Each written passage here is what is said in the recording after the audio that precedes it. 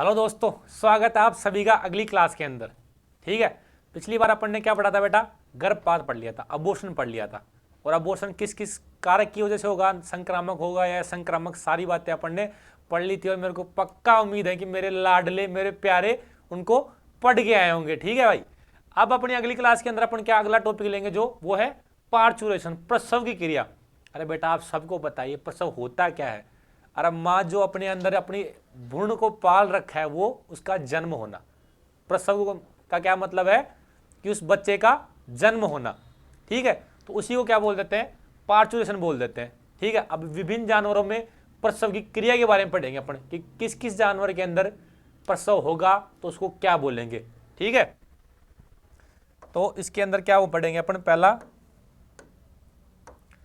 विभिन्न जानवरों में प्रसव की क्रिया। जानवरों में प्रसव की क्रिया, तो बेटा ये आपको एलपीएम में भी पढ़ाते हैं। ठीक है, और ये गायनी का भी हिस्सा है, तो आपको बताना जरूरी है भाई। ठीक है, क्योंकि इसमें से पिछली बार भी एक क्वेश्चन आया था और अब की बार भी एक क्वेश्चन आ सकता है, क्योंकि ये इंपॉर्टेंट है, इसीलिए आपको बताना हमारा फर्ज है। आपका क्वेश्चन एक भी गलत नहीं होने का हमने वादा किया है, तो वादा तो भाई निभाना पड़ेगा, चाहे वो क्वेश्चन आया अपने हिस्से में कहीं से। तो गाय और भैंस के अंदर जो बेटा प्रसव की क्रिया होगी उसको अपन क्या बोलते हैं? गाय भैंस ने अपने लाडले दुलारे प्यारे बच्चे को जन्म दिया, उसको क्या बोला अपन ने? काविंग बोलते हैं उसको। अगर एग्जाम में पूछ ले गाय और भैंस में प्रसव की क्रिया को क्या कहते हैं, तो बेटा गलत तो नहीं कर दोगे? क्या कहते हैं? काविंग बोलते हैं। ठीक है, अगर पूछ ले आपको घोड़ी के अंदर कि घोड़ी में प्रसव की क्रिया को क्या कहते हैं, तो बेटा फोलिंग बोलते हैं उसके अंदर। देखो पहले बताया था मैंने, फोल जहां शब्द आ जाए मतलब किससे संबंधित है? वो घोड़ी से संबंधित है। तो फोलिंग क्या है? प्रसव की क्रिया। किसके अंदर? घोड़ी के अंदर। ठीक है, तो ये हो गया। तीसरा किसका पढ़ेंगे अपने? भेड़ के अंदर, जिसको क्या बोलते हैं? ईव। भेड़ को इंग्लिश में अपन ईव बोल देते हैं बेटा। तो भेड़ के बच्चे को क्या बोलते हैं? अगर आपने एलपीएम पढ़ लिया हो तो भेड़ के बच्चे को बेटा बोलते थे लैम्ब। ठीक है, तो इसमें प्रसवी क्रिया को क्या बोल देंगे? इसमें प्रसव क्रिया को लैम्बिंग बोल देंगे बेटा। ठीक है, क्यों लैम्ब बोलते हैं? भेड़ के बच्चे को, तो भेड़ का बच्चा पैदा हो रहा है, उसकी क्रिया को क्या बोल दिया? लैम्बिंग बोल दिया। ठीक है, अब चौथा क्या हो गया? बकरी। कि बकरी के बच्चे को क्या बोलते हैं? है, बकरी के बच्चे को बोलते हैं किड। ठीक है, तो बकरी के बच्चे को किड बोल दिया, तो बकरी के बच्चे को पैदा होने को क्या बोल देंगे अपने? किडिंग बोल देंगे। ठीक है भाई, क्या बोल देंगे? किडिंग। ठीक है, अब देखो इसमें दो दो चीजें आपको पता लगनी चाहिए कि किड किसको बोलते हैं? बकरी के बच्चे को। वो आपको सब एलपीएम में पढ़ाएंगे, लेकिन अपना काम क्या है यहाँ पर? सभी क्रिया पढ़ाना आपको। और प्रसवी क्रिया क्या बोलते हैं बकरी के अंदर? किडिंग बोल देते हैं। अगला क्या हो गया अपना? सुअर। सुअर के अंदर क्या बोलते हैं बेटा? फैरोइंग। ठीक है, पिछली बार शायद बकरी का आया था आपके एग्जाम में, इस बार हो सकता है और किसी का आ जाए। तो इसके अंदर सुअरी के अंदर क्या बोलते हैं इसको? फैरोविंग।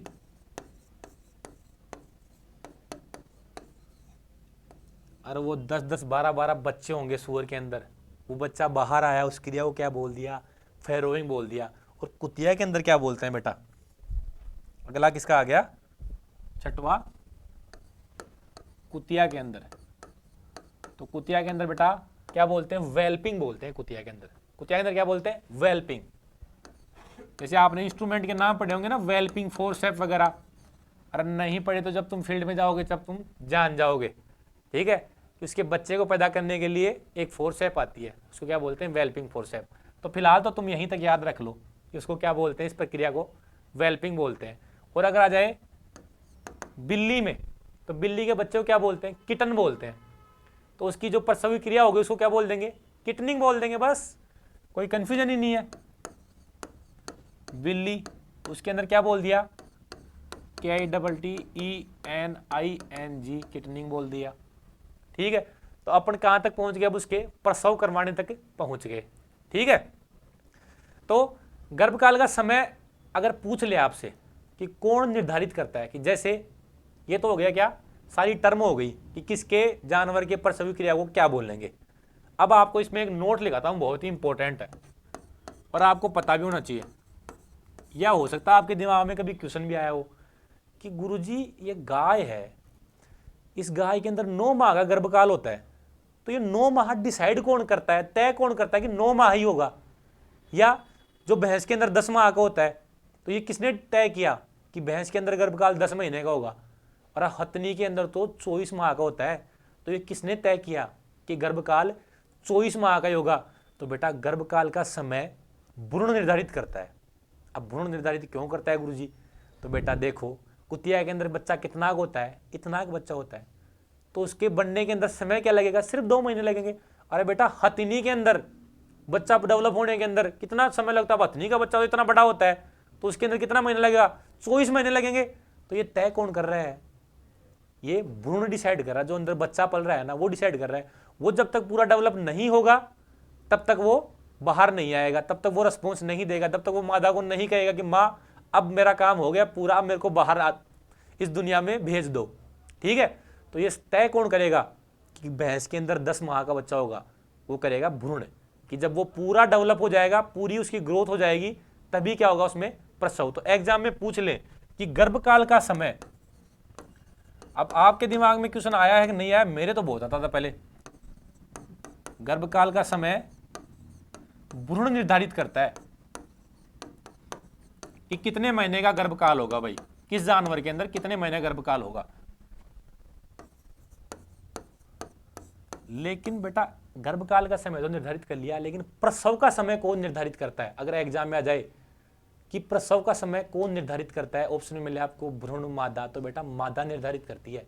ठीक है, दूसरी चीज क्या है कि प्रसव का समय मादा निर्धारित करती है कि प्रसव कब होगा भाई।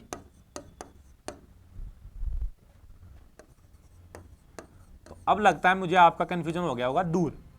ठीक है, तो चलो कंफ्यूजन दूर हो गया, तो अब क्या पढ़ लेते हैं अपन, प्रसव की अवस्थाएं। अगला टॉपिक क्या पढ़ लेते हैं अपन, प्रसव की अवस्थाएं। ठीक है, कि कौन कौन सी प्रसव की अवस्थाएं होती हैं। प्रसव की क्रिया को बेटा अपन ने क्या किया, 3 भागों में बांट लिया, प्रथम अवस्था, द्वितीय अवस्था और तृतीय अवस्था। ठीक है, तो क्या हो गया, प्रसव की अवस्थाएं, और कितने भागों में बांट लिया अपन ने इसको, 3 भागों में बांट लिया, प्रथम अवस्था, द्वितीय अवस्था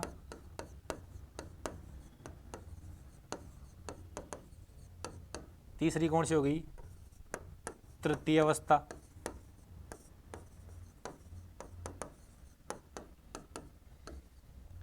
वो कैसे बांट लिया, तो बेटा प्रसव क्रिया होगी तो सबसे पहले क्या होगा, उसकी सर्विक्स क्या होती है, बंद होती है, तो पहले तो सर्विक्स खुलेगी उसकी।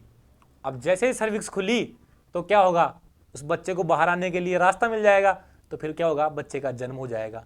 अब बच्चे का जन्म हो गया तो फिर क्या होगा, उसके बाद क्या आएगी, उसकी जेर आएगी। तो क्या कर लिया अपन ने, 3 भागों में डिवाइड कर लिया। तो सबसे पहला क्या हो रहा है, सर्विक्स का फैलाव।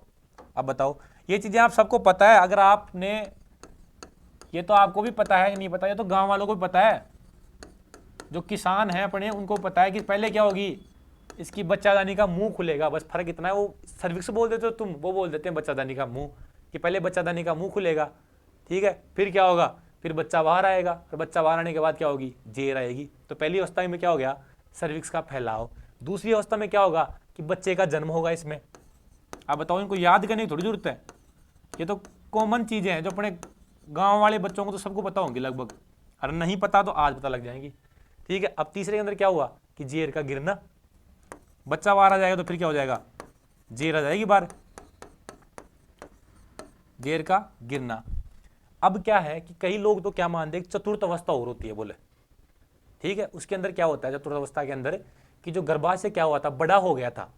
जैसे क्या हुआ कि गर्भाशय अपन देखते हैं तो पूरा फील हो जाता है अपने को हाथ से, इसके अंदर जो प्रेग्नेंट नहीं है उसके अंदर पूरा उसका गर्भाशय अपने को हाथ से फील हो जाता है। लेकिन बेटा उसके अंदर बच्चा पलता है ना, वो देखो बच्चा तो इतना बड़ा होता है, ठीक है। तो बच्चा इतना बड़ा होगा तो गर्भाशय का आकार भी इतना ही बड़ा हो जाता है। तो बच्चा होने के बाद क्या होता है, फिर गर्भाशय धीरे धीरे छोटा होने लग जाता है, पुनः अपनी वापस उसी अवस्था में आ जाता है जैसा पहले था। है जो गर्भवती हुई थी ना माँ, उससे पहले जितना गर्भाशय था उतनी अवस्था के अंदर धीरे धीरे वापस आ जाता है। तो उसको क्या बोलते हैं, कई लोग तो उसको चौथी अवस्था मानते हैं, ठीक है, और कई लोग उसको इसी तीसरी अवस्था के अंदर मान लेते हैं। तो एग्जाम में क्वेश्चन कैसे आएगा वो भी मैं आपको बताऊंगा। तो पहले तो इसमें क्या लिख लो तुम, गर्भाशय का पुनः अपनी सामान्य अवस्था में आना, पुनः अपनी सामान्य अवस्था में आना।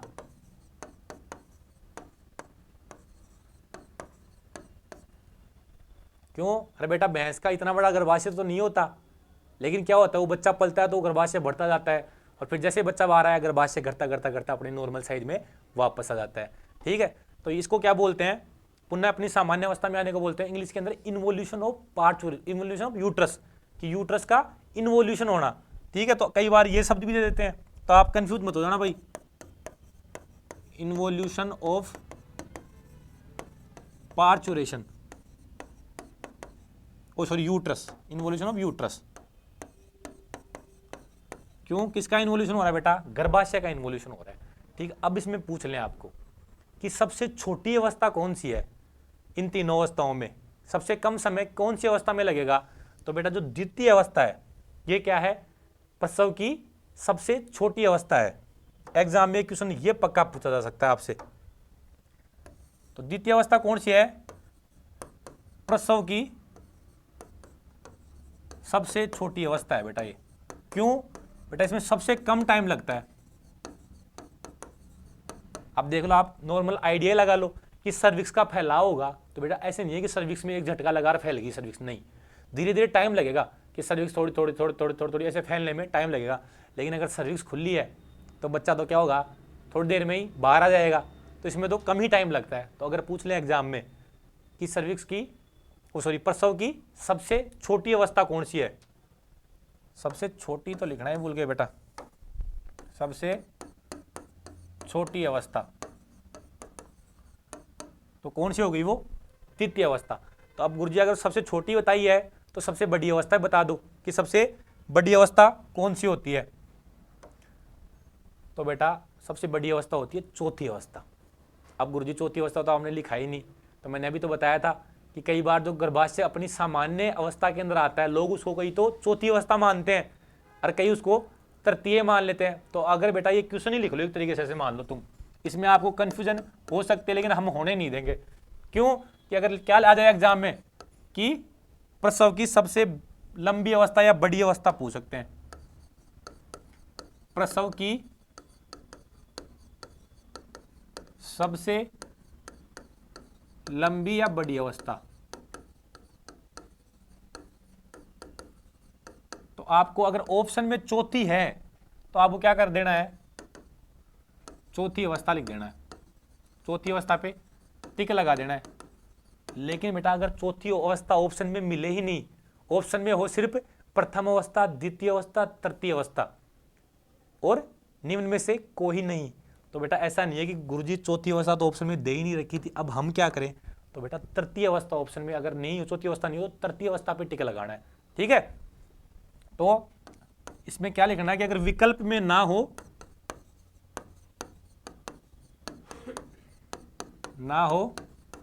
तो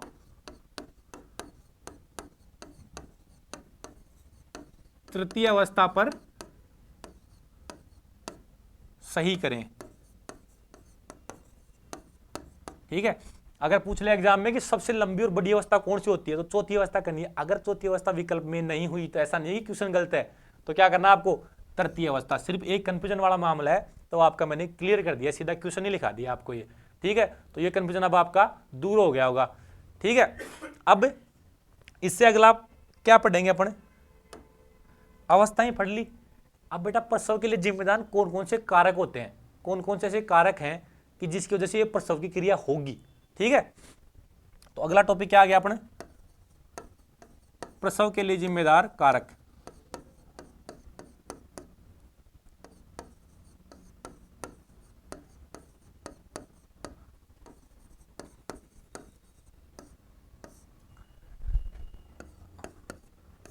कौन कौन से ऐसे कारक हैं जो प्रसव के लिए जिम्मेदार हैं। ठीक है, पहला तो क्या है, हार्मोन कारक, या उसको क्या कह देंगे अपन, फीटल कारक कह देंगे। ठीक है, पहला जो कारक हो गया प्रसव के लिए जिम्मेदार है जो। अब हार्मोन कारक कैसे हो गए, हार्मोन कारक व फीटल कारक। अब बेटा हार्मोन कारक कैसे हो गए, मैंने क्या कहा था कि पूरी गर्भावस्था को बनाए रखने के लिए तो प्रोजेस्टेरोन हार्मोन जिम्मेदार होता है, लेकिन प्रसव के समय प्रोजेस्टेरोन हार्मोन तो क्या हो जाता है, कम हो जाता है। ईस्ट्रोजन, प्रोस्टाग्लैंडिन, ऑक्सीटोसिन हार्मोन वो क्या होते हैं, वो बढ़ जाते हैं। ठीक है, तो ये क्या होगा, अंतिम समय में क्या होता है बेटा, प्रोजेस्टेरोन हार्मोन तो कम हो जाएगा। क्यों बेटा, अंतिम समय में कार्पस ल्यूटियम नष्ट हो जाती है। तो क्या होगा, कार्पस ल्यूटियम नष्ट होगी तो प्रोजेस्टेरोन हार्मोन तो कार्पस ल्यूटियम से स्रावित हो रहा था ना। अरे पुरानी चीजों को याद रखो बेटा, अगर साथ साथ रखोगे याद तो आपका एक भी क्वेश्चन गलत नहीं होगा। प्रोजेस्टेरोन हार्मोन का कम होना, जब प्रसवी क्रिया होने वाली होती है ना तो प्रोजेस्टेरोन हार्मोन क्या हो जाता है बेटा, कम हो जाता है। ठीक है, कम हो तो जाता है गुरुजी, फिर क्या होता है, बढ़ कौन से जाते हैं, तो बेटा ये आपको पहले भी लिखाया हुआ है कि कौन कौन से हार्मोन बढ़ जाएंगे, ईस्ट्रोजन, ऑक्सीटोसिन, प्रोस्टाग्लैंडिन, ये क्या हो जाएंगे, बढ़ जाएंगे। और ये क्या करवाएंगे, गर्भाशय का संकुचन करवाएंगे, जिससे क्या होगा, बच्चा बाहर आ जाएगा। तो कौन कौन से हार्मोन हो गए, 3 हो गए, कौन कौन से, एस्ट्रोजन, ऑक्सीटोसिन, तीसरा कौन सा हो गया, प्रोस्टाग्लैंडिन।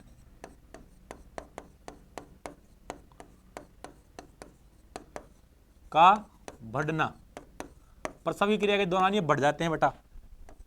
प्रोस्टाग्लैंडिन को क्या बोलते हैं अपन, PGF2 अल्फा, क्या बोल देंगे इसको, PGF2 अल्फा बोलते हैं प्रोस्टाग्लैंडिन को। तो ये क्या होगा, ये प्रसव के दौरान क्या होता है, बढ़ जाते हैं। ठीक है, तो ये तो हो गए हार्मोन, इनके बारे में तो मैंने आपको पहले भी बता दिया था। ठीक है, अब क्या होता है, जो गर्भकाल के अंतिम समय पर क्या होता है, जो बच्चे की पिट्यूटरी ग्लैंड होती है उससे ACTH हार्मोन स्रावित होता है।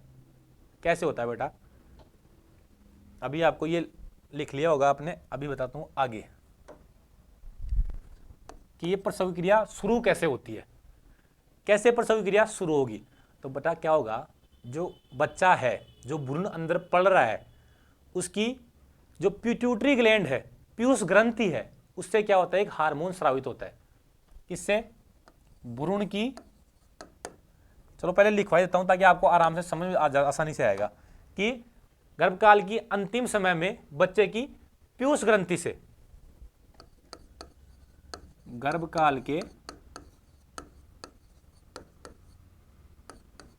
अंतिम समय में जब प्रसव क्रिया होने वाली होती है, ठीक है, भ्रूण की पीयूष ग्रंथि से कौन सा हार्मोन होता है, ACTH हार्मोन स्रावित होता है बेटा। ठीक है, ACTH आपको मैंने बताया भी था जब हार्मोन में पढ़ा रहा था कि ये किससे, ACTH हार्मोन किससे स्रावित होता है, पीयूष ग्रंथि से स्रावित होता है। ठीक है, ACTH हार्मोन स्रावित होता है।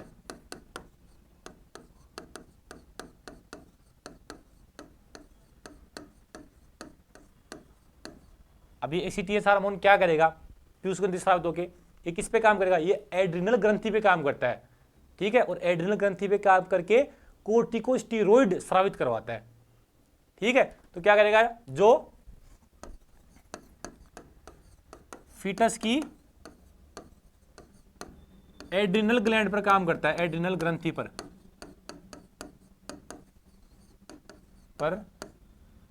कार्य कर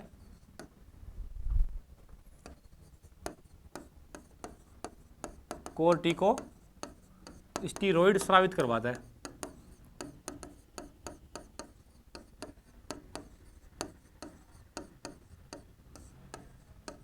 क्या करवा रहा है, कोर्टिकोस्टेरॉइड करवाता है। अब ये कोर्टिकोस्टेरॉइड जो स्रावित हुए हैं ये क्या करते हैं, प्रोजेस्टेरोन को कम करता है और ईस्ट्रोजन के लेवल को बढ़ा देता है। ठीक है, यह कोर्टिकोस्टेरॉइड, अब जो कोर्टिकोस्टेरॉइड स्रावित हुआ ना एड्रिनल ग्रंथि से, वो क्या करवाएगा, प्रोजेस्टेरोन को कम करता है या कम करवाता है एवं ईस्ट्रोजन को बढ़ाता है।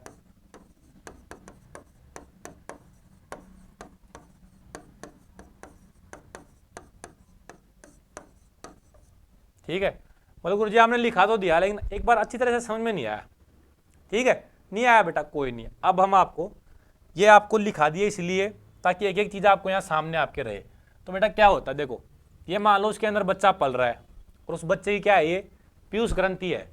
तो बेटा जैसे ही प्रसव का समय आता है, जब बच्चा पूरा विकसित हो जाता है अंदर, तो जैसे ही बच्चा पूरा विकसित हुआ, उससे क्या होगा, उसकी पीयूष ग्रंथि से, किसकी, बच्चे की पीयूष ग्रंथि से क्या स्रावित होगा, एक हार्मोन स्रावित होगा। क्या है वो, ACTH। किससे, पीयूष ग्रंथि से। कौन सा हार्मोन होगा, ACTH। अभी ये ACTH हार्मोन स्रावित हो गया, किस पे काम करेगा, ये एड्रिनल पे, जो एड्रिनल ग्रंथि है ना उस पे काम करेगा और उससे क्या स्रावित करवाएगा, कोर्टिकोस्टेरॉइड स्रावित करवाएगा। उससे क्या स्रावित कराएगा, कोर्टिकोस्टेरॉइड। ठीक है, किससे करवा रहा है, एड्रिनल ग्रंथि से। और कोर्टिकोस्टेरॉइड क्या कराएंगे, प्रोजेस्टेरोन हार्मोन है उसके लेवल को कम करवा देंगे। जो माता के अंदर प्रोजेस्टेरोन हार्मोन स्रावित होता है ना, उसको तो कम करवा देंगे, और ईस्ट्रोजन हार्मोन था उसके लेवल को बढ़ा देंगे। तो क्या होगा बेटा, प्रोजेस्टेरोन कम हो जाएगा तो क्या होगा, गर्भावस्था अब नहीं बनी रहेगी। ठीक है, ईस्ट्रोजन हार्मोन बढ़ जाएगा तो क्या होगा कि गर्भाशय में संकुचन स्टार्ट हो जाएंगे, और गर्भाशय में जैसे संकुचन स्टार्ट होंगे सर्विक्स खुल जाएगी, तो क्या होगा, बच्चा बाहर आ जाएगा। तो ये क्या है, ये उसकी प्रसव होने की क्रिया है। तो ये बच्चा प्रसव की क्रिया को स्टार्ट कैसे हुई, जब बच्चे की पीयूष ग्रंथि से कौन सा हार्मोन निकला, ACTH। ठीक है, तो ये क्या हो गई, प्रसव की क्रिया स्टार्ट होना हो गई। अब अगला क्या पढ़ेंगे, ये प्रसव की क्रिया कैसे क्या स्टार्ट हुई, कौन सा हार्मोन निकलेगा और किस तरीके से वो काम करेगा। ठीक है, ठीक है, तो पता चल गया कि कैसे प्रोजेस्टेरोन हार्मोन लास्ट में कम होगा और ईस्ट्रोजन हार्मोन कैसे बढ़ेगा। अब शुरू होता है कि फर्ग्यूसन रिफ्लेक्स। ठीक है, अगली एक इंपॉर्टेंट चीज है फर्ग्यूसन रिफ्लेक्स। फर्ग्यूसन रिफ्लेक्स ये होता क्या है गुरुजी, ये क्या चीज है। तो बेटा गर्भाशय के संकुचन शुरू हो जाएगा शुरू में। कौन सा, अभी पीछे बताया मैंने, क्या हुआ कि प्रोजेस्टेरोन हार्मोन कम हो गया, ईस्ट्रोजन बढ़ गया। ठीक है, तो क्या होगा उसमें PGF12 भी उस टाइम क्या होता है, बढ़ जाता है। तो गर्भाशय के अंदर संकुचन शुरू हो जाते हैं। उससे क्या होगा, बच्चा क्या होगा, सर्विक्स की तरफ जाता है। गर्भाशय में जैसे संकुचन होंगे तो बच्चा किधर जाएगा, सर्विक्स की तरफ आगे जाएगा। तो सर्विक्स की तरफ जैसे ही जाएगा और सर्विक्स के जैसे ही वो बच्चा टच होगा तो बच्चे में क्या होता है, स्टिमुलेशन आ जाएगा। कहाँ पे, सर्विक्स के अंदर। तो सर्विक्स के अंदर उद्दीपन आ जाएगा, और जैसे सर्विक्स के अंदर उद्दीपन आएगा तो ये जो पिट्यूटरी ग्लैंड है उससे लार्ज अमाउंट के अंदर ऑक्सीटोसिन हार्मोन स्रावित होता है। ठीक है, तो लार्ज अमाउंट के अंदर ऑक्सीटोसिन हार्मोन स्रावित होगा तो वो क्या करेगा, गर्भाशय को और तीव्र गति से संकुचन करवाना शुरू कर देगा और बच्चा क्या होगा, बाहर आ जाएगा। ठीक है, तो फर्ग्यूसन रिफ्लेक्स क्या हुआ कि गर्भाशय में संकुचन के कारण बच्चा सर्विक्स की तरफ धकेला जाता है। गर्भाशय में संकुचन के कारण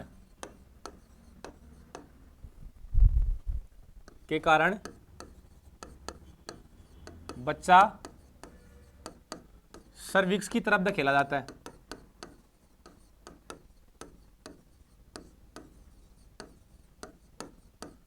बेटा पहले संकुचन इतने ज्यादा नहीं होते, पहले संकुचन कम थोड़े बहुत होते हैं, संकुचन थोड़े कम होते हैं, इतनी तीव्र गति से संकुचन नहीं होते। क्यों, पहले ऑक्सीटोसिन हार्मोन थोड़ा कम होता है। ठीक है, लेकिन ये क्या करेगा, बच्चा जैसे सर्विक्स की तरफ जाएगा, ठीक है, उसकी तरफ जैसे धकेला जाएगा, जिससे क्या होगा, सर्विक्स की उद्दीपन हो जाएगा, सर्विक्स के अंदर स्टिमुलेशन हो जाएगा। ठीक है, जिससे क्या होगा, सर्विक्स में स्टिमुलेशन होगा। में स्टिमुलेशन को बेटा हिंदी में उद्दीपन कह देते हैं।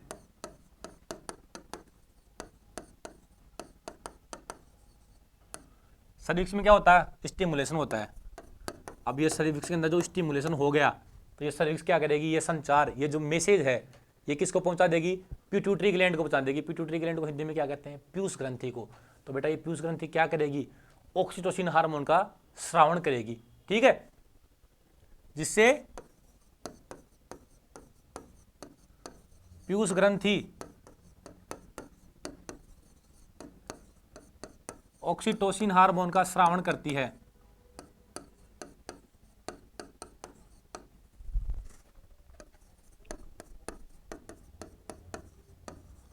अरे बेटा जैसे ही ऑक्सीटोसिन हार्मोन का स्रावण हुआ तो पहले तो क्या थे, संकुचन इतनी तीव्र नहीं थे, और मैंने क्या बताया ऑक्सीटोसिन हार्मोन क्या करवाता है, गर्भाशय का संकुचन करवाता है। तो जैसे ही अब देखो ऑक्सीटोसिन हार्मोन आया और हार्मोन निकला और गर्भाशय के संकुचन को तीव्र कर देगा, तो बच्चा जो सर्विक्स के पास आया ही था वो बच्चा क्या होगा, तीव्र संकुचन हो जाएंगे तो पूरा पूरा बच्चा बाहर आ जाएगा, ठीक है। तो इसीलिए क्या होता है, ये फर्ग्यूसन रिफ्लेक्स होता है। अपन इसे क्या कह देते हैं, ऑक्सीटोसिन स्रावित होता है ना, ये मैसेज जाके इसे क्या बोलते हैं अपन, फर्ग्यूसन रिफ्लेक्स बोलते हैं,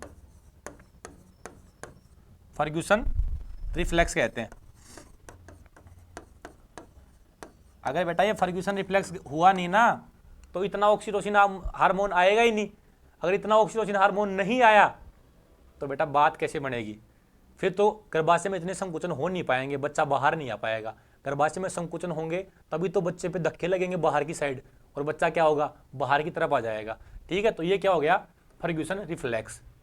या तुम एग्जाम में तुम्हारे एक क्वेश्चन ऐसे आ सकता है कि फर्ग्यूसन रिफ्लेक्स से कौन सा हार्मोन स्रावित होता है, तो बेटा कौन सा हार्मोन स्रावित हो रहा है लास्ट में, ऑक्सीटोसिन हार्मोन, ठीक है। या फर्ग्यूसन रिफ्लेक्स के अंदर किसका उद्दीपन होता है, तो बेटा सर्विक्स का उद्दीपन होता है, ठीक है, सर्विक्स का उद्दीपन होता है।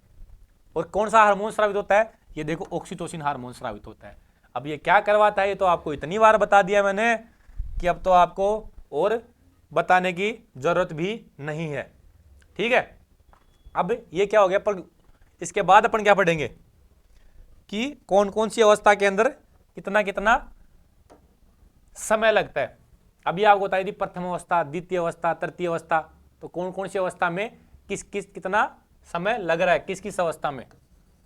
तो पहला तो क्या हो गया, ये होगी, चलो यहां लिख देते हैं, पहला तो क्या लिख देते हैं, जानवर, कि कौन से जानवर की अपन बात करेंगे, उसकी प्रथम अवस्था में कितना लगेगा समय, ठीक है।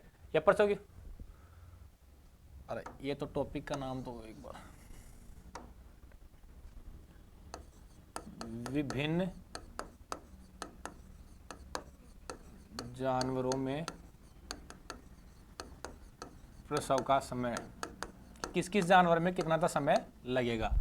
इसमें पहला क्या हो गया, जानवर, फिर क्या हो गई प्रथम अवस्था, फिर क्या हो गई द्वितीय अवस्था, फिर क्या हो गई तृतीय अवस्था, और चौथा क्या था, involution of uterus, involution of uterus. ये क्या था इन्वोल्यूशन ऑफ यूट्रस, आपको याद होगा सबको कि क्या हुआ था, गर्भाशय जो बढ़ गया था, उसकी साइज बढ़ गई थी, वो अपनी सामान्य अवस्था के अंदर वापस आ जाता है, उसको क्या बोलते हैं, इन्वोल्यूशन ऑफ यूट्रस बोल देते हैं, ठीक है। तो पहला जानवर अपन कौन सा लेंगे, ठीक है, पहला जानवर अपन कौन सा लेंगे, पहला जानवर लेंगे घोड़ी, कि घोड़ी के प्रथम अवस्था कौन सी थी बेटा, साथ साथ चलते रहो बेटा, साथ साथ दिमाग में तुरंत आ जानी चाहिए। जैसे मैंने प्रथम अवस्था लिखी तो प्रथम अवस्था क्या बताई थी, सर्विक्स का फैलाव, तो सर्विक्स का फैलाव मतलब घोड़ी के अंदर प्रथम अवस्था में कितना समय लगेगा, सर्विक्स के फैलाव में कितना समय लगेगा, तो बेटा 1 से 4 घंटे लगते हैं, ठीक है। घोड़ी के अंदर पूछ ले एग्जाम में कि सर्विक्स के फैलाव में या घोड़ी की प्रथम अवस्था के अंदर, ये प्रथम क्या है, ये अवस्था है, प्रथम अवस्था में कितना समय लग रहा है, 1 से 4 घंटे। दूसरी अवस्था में कितना समय लगता है, 15 से 30 मिनट में ही काम हो जाता है सिर्फ। दूसरी अवस्था क्या होती है, बच्चे का जन्म, तो बच्चे के जन्म में सिर्फ ही कितना टाइम लगता है, देखो 15 से 30 मिनट। तभी तो मैंने कहा था ये क्या है, सबसे छोटी अवस्था है, ठीक है। तृतीय अवस्था क्या है, जेर का गिरना, इसमें कितना लगता है घोड़ी के अंदर, तृतीय अवस्था में कितना समय लगता है, 1 घंटा। 1 घंटे के अंदर क्या होता है, घोड़ी के अंदर जेर गिर जाएगी। जैसे ही बच्चा हुआ, बच्चा होने के 1 घंटे के अंदर अंदर जेर क्या हो जाएगी, घोड़ी के अंदर बाहर आ जाएगी। तो तृतीय अवस्था का समय कितना हो गया, 1 घंटा। और इन्वोल्यूशन ऑफ यूट्रस 8 से 12 दिन के अंदर, कि 8 से 12 दिन के अंदर जो गर्भाशय की साइज बढ़ रखी थी, जो गर्भाशय का आकार बढ़ रखा था, वो 8 से 12 दिन के अंदर जो पहले जैसा था सामान्य उतना ही वापस हो जाएगा। तभी तो मैंने क्या कहा था आपको कि 6 से 12 दिन के अंदर घोड़ी दोबारा हीट में जाती है। और कई बार वैसे ज़्यादातर तो क्या होती है, उस टाइम अपन उसको क्रॉस करवाते हैं तो क्या होता है, प्रेग्नेंट नहीं होती, लेकिन कई बार प्रेग्नेंट हो भी जाती है। क्यों? क्योंकि यूट्रस जो बढ़ा हुआ था वो तो अपनी सामान्य अवस्था में उस टाइम तक आ जाता है 8 से 12 दिन के अंदर। ठीक है, तो ये क्या हो गया, घोड़ी के अंदर समय हो गया। तो इन तीनों में देख लो अभी तुम, सबसे कम समय किसमें लग रहा है, द्वितीय अवस्था के अंदर सिर्फ 15 से 30 मिनट, और चतुर्थ अवस्था के अंदर क्या लग रहा है 8 से 12 दिन। तो कई बार इसी को अपन किसमें मानते हैं, थर्ड अवस्था के अंदर मानते हैं। तो क्वेश्चन गलत तो नहीं कर दोगे? ठीक है, नहीं कर देंगे गुरुजी, चलो भाई बहुत बढ़िया। अगर नहीं कर दोगे तो फिर लिख लेते हैं अपन गाय भैंस के अंदर, कि गाय भैंस के अंदर प्रथम अवस्था में कितना समय लगता है। तो बेटा कितना लगता है, 2 से 6 घंटे का समय लगता है, कि 2 से 6 घंटे में सर्विक्स का फैलाव हो जाएगा। तो बच्चा कितनी देर में होगा, तो बेटा बच्चा होगा 30 से 60 मिनट के अंदर। एक बार सर्विक्स पूरी फैल गई, सर्विक्स का फैलाव हो गया, उसके बाद 30 से 60 मिनट के अंदर अंदर क्या होगा, बच्चा बाहर आ जाएगा। किसके अंदर, गाय और भैंस के अंदर। ठीक है, अब जेर कितनी देर में बाहर आ जाएगी, जेर बेटा 6 से 12 घंटे के अंदर क्या होगी, जैसे ही भैंस ने बच्चा दिया उसके 6 से 12 घंटे के अंदर क्या होगी, उसकी जेर बाहर आ जाती है। अब इन्वोल्यूशन ऑफ यूट्रस कितना हो रहा है, तो 40 से 45 दिन। बच्चा देने के बाद जो यूट्रस के आकार बढ़ गया था वो 40 से 45 दिन में वापस क्या होता है, गाय भैंस के अंदर नॉर्मल आ जाता है।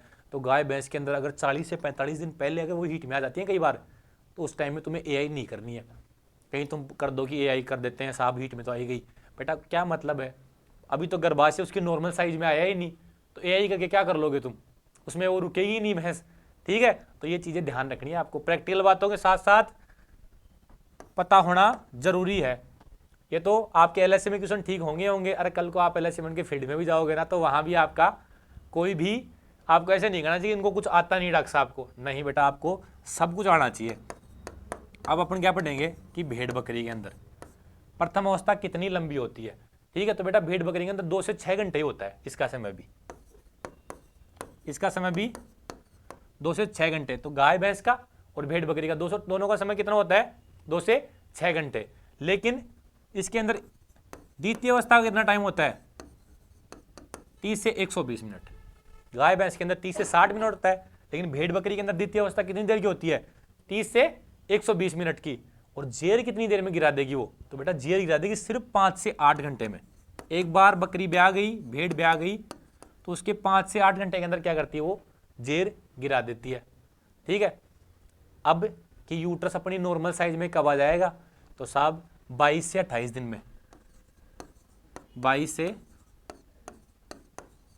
28 दिन के अंदर क्या होता है, जो बकरी का बच्चे की वजह से क्या होता है, गर्भाशय का आकार बढ़ गया था, वो कितने दिन में, देखो 22 से 28 दिन के अंदर क्या हुआ, नॉर्मल अवस्था के अंदर आ गया। अब चौथा जानवर कौन सा है, सुअरी।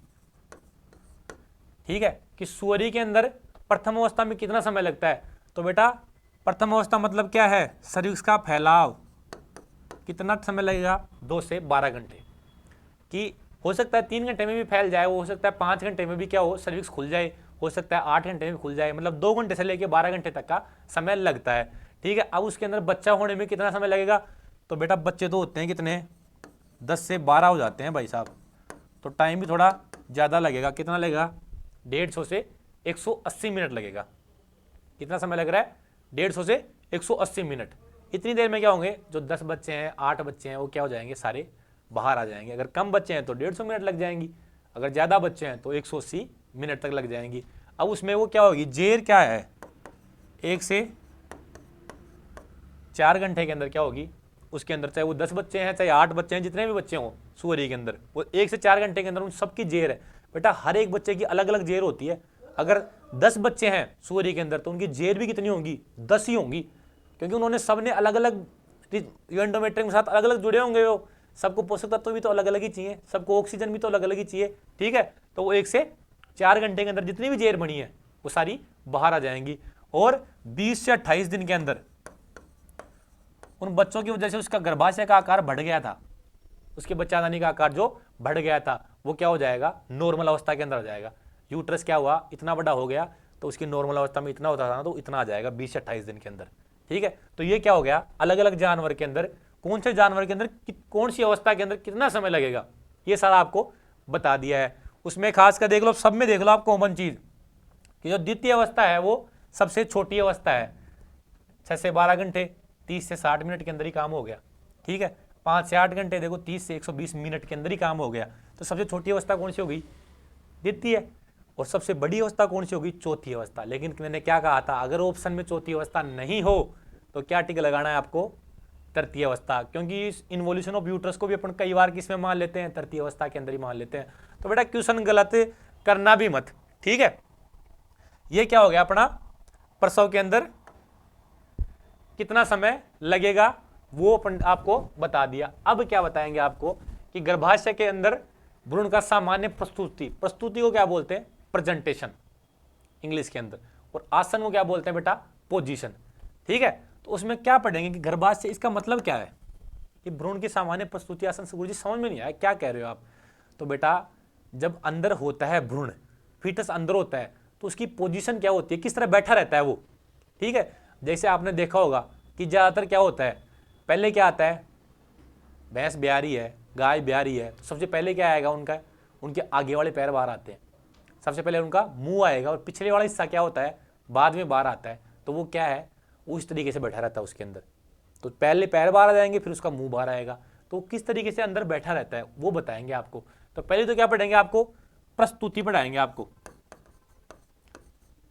उसकी प्रेजेंटेशन बोलते हैं जिसको अपन। अरे ये प्रेजेंटेशन आसन क्या हो गया कि वो किस तरह अंदर गर्भाशय के अंदर बैठा हुआ है। ठीक है, उसको ही क्या बोलते थे अपन, उसकी प्रेजेंटेशन आसन, वो अपन इसके अंदर पढ़ते हैं। तो बेटा क्या पढ़ेंगे अपन इसके अंदर कि प्रस्तुति होती क्या है कि मां के लंबवत अक्ष की भ्रूण के लंबवत अक्ष के साथ स्थिति। अब गुरुजी ये क्या हो गई कि जैसे मां की रीढ़ की हड्डी ये हो गई, मां का लंबवत अक्ष हो गया ये, और ये क्या हो गई, भ्रूण की रीढ़ की हड्डी हो गई। ये तो मान लो मां की रीढ़ की हड्डी हो गई, ये क्या हो गई, भ्रूण के रीढ़ की हड्डी। ठीक है, तो अब कैसे पाया जाएगा अंदर, उसके आधार पर पढ़ेंगे कि जैसे मान लो दोनों एक ही डायरेक्शन में है। ठीक है, कि जैसे मान लो मां भी ऐसे लेट रही है सीधी, और ये भी एक समान है, हो सकता है ऐसे हो एक दूसरे के। ठीक है, तो उसके आधार पर क्या पढ़ेंगे अपन, इसको क्या बोलेंगे, प्रेजेंटेशन बोलेंगे इसकी, कि बच्चे की क्या प्रेजेंटेशन है। तो इसको क्या बोल दिया अपन ने, मां के लंबवत अक्ष की, मां के, अगर डेफिनेशन पूछ ले, मां के लंबवत अक्ष की भ्रूण के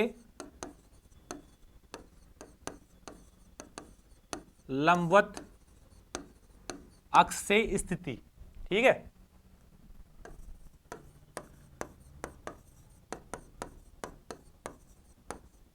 स्थिति। ठीक है, उसको क्या बोलते हैं अपन, प्रेजेंटेशन बोलते हैं। अब प्रेजेंटेशन कौन कौन से टाइप की होती है बेटा, 3 टाइप की प्रेजेंटेशन होती है। कैसे होती है इनकी, एक तो होती है एंटीरियर लॉन्गिट्यूडनल प्रेजेंटेशन, एक होती है पोस्टीरियर लॉन्गिट्यूडनल प्रेजेंटेशन, एक क्या होती है ट्रांसवर्स प्रेजेंटेशन। ठीक है, लॉन्गिट्यूडनल क्या है कि भ्रूण की हड्डी जो माँ है उसकी भी रीढ़ की हड्डी ऐसे ही मिल रही है, और सेम भ्रूण भी है ना, भ्रूण की रीढ़ की हड्डी भी इसके समानांतर ही है। ठीक है, तो वो क्या हो गई, लॉन्गिट्यूडनल हो गई। ठीक है, तो पहले तो क्या हो गई, आगे दिखा देता हूं आपको। पहली क्या होती है, anterior longitudinal presentation, anterior longitudinal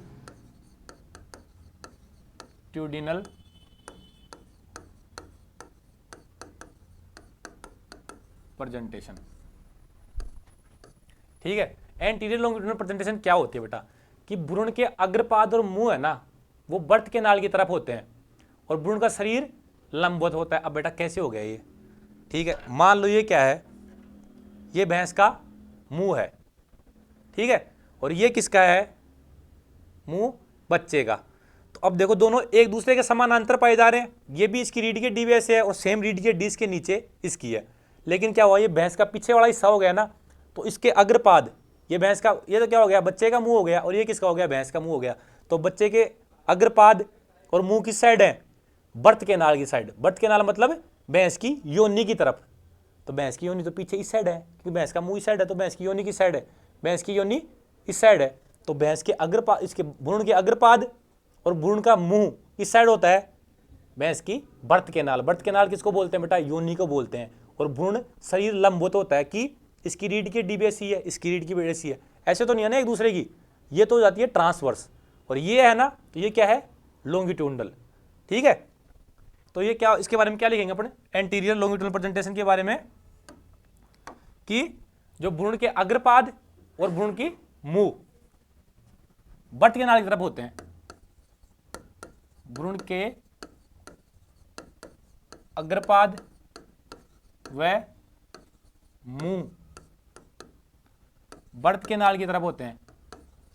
अरे बेटा बर्थ केनाल और कुछ नहीं है, जो योनि है ना उसी को क्या बोलते हैं अपन, बर्थ केनाल बोल देते हैं ना, की तरफ होती है, एवं भ्रूण किस अक्ष में होता है बेटा, लंबवत अक्ष में होता है। ठीक है, भ्रूण का शरीर लंबवत अक्ष में होता है।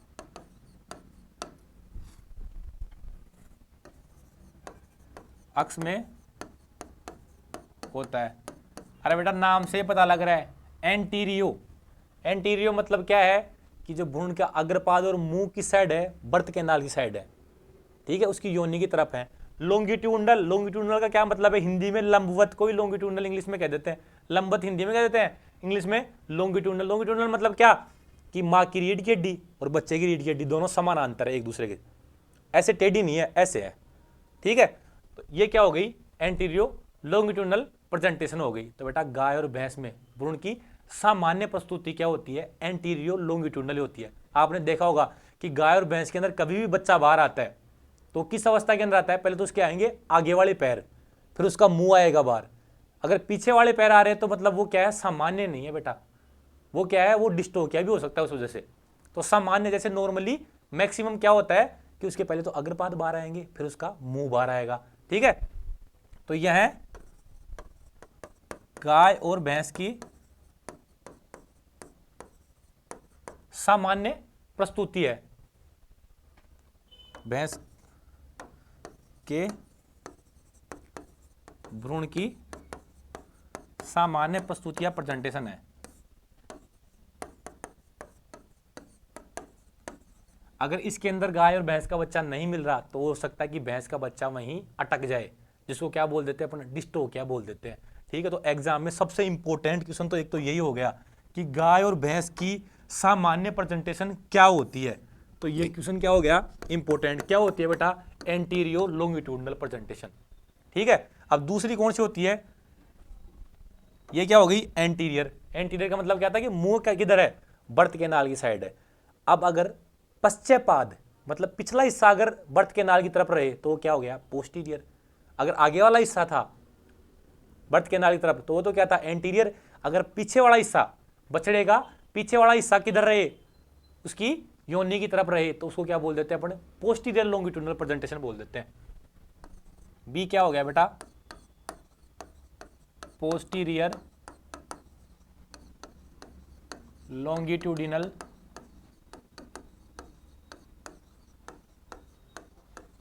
प्रेजेंटेशन।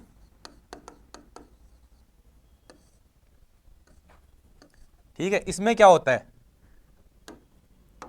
इसमें क्या रहेगा, अगर एंटीरियर के अंदर अग्रपाद थे तो पोस्टीरियर में क्या होगा, भ्रूण के पश्चपाद बर्थ केनाल की तरफ होते हैं। ठीक है, इसमें क्या होगा, भ्रूण के पश्चपाद यानी पिछले पैर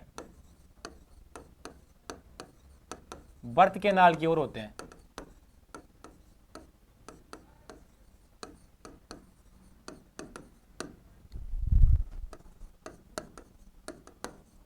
ठीक है, और उसका अक्ष कैसा होगा, लंबवत अक्ष होगा।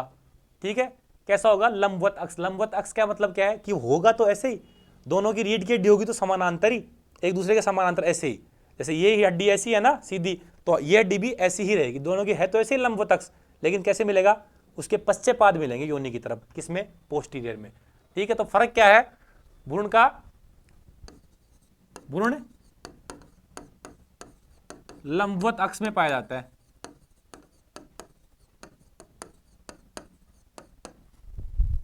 अब वो कैसे, अरे बताया तो था भी कि लंबवत अक्ष को क्या बोल देते हैं इंग्लिश में, लॉन्गिट्यूडनल।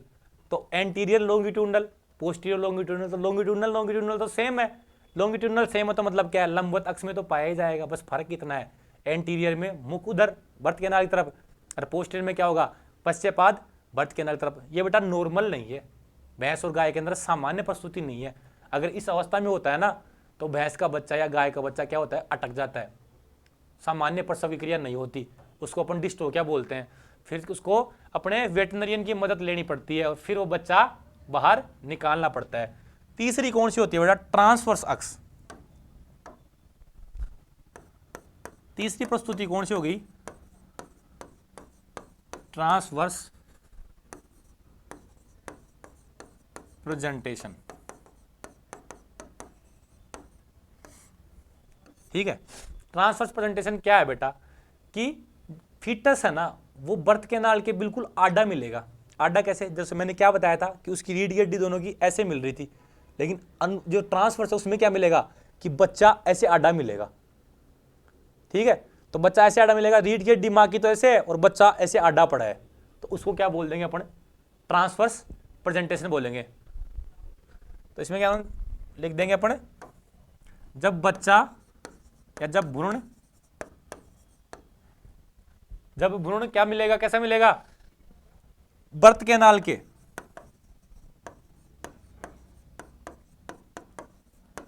बिल्कुल आड़ा या अनुप्रस्थ मिलता है,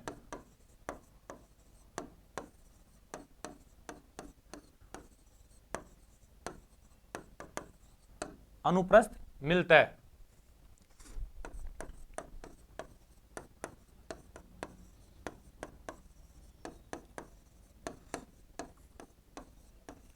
तो उसको क्या बोल देंगे अपन, ट्रांसवर्स प्रेजेंटेशन। ठीक है, कि ये मान लो माँ की रीढ़ की हड्डी है और भ्रूण नॉर्मली तो ऐसे मिलता है, लेकिन अगर ऐसे मिल गया, ऐसे आड़ा हो गया, तो उसको क्या बोल दिया अपन ने, ट्रांसवर्स प्रेजेंटेशन।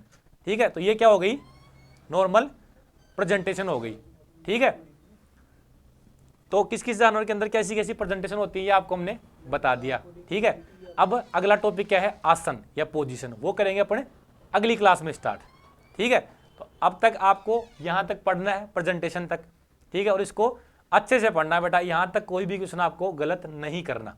तो यहाँ से अभी प्रेजेंटेशन में आपको कौन सा इंपॉर्टेंट क्वेश्चन था वो मैंने अभी बता दिया आपको, कि गाय भैंस की सामान्य प्रस्तुति क्या है। ये क्वेश्चन पहुंचे जाने के बहुत ज़्यादा चांस है, तो एंटीरियर लॉन्गिट्यूडनल है। ठीक है, आज की क्लास यहीं खत्म करते हैं, चलो बेटा धन्यवाद।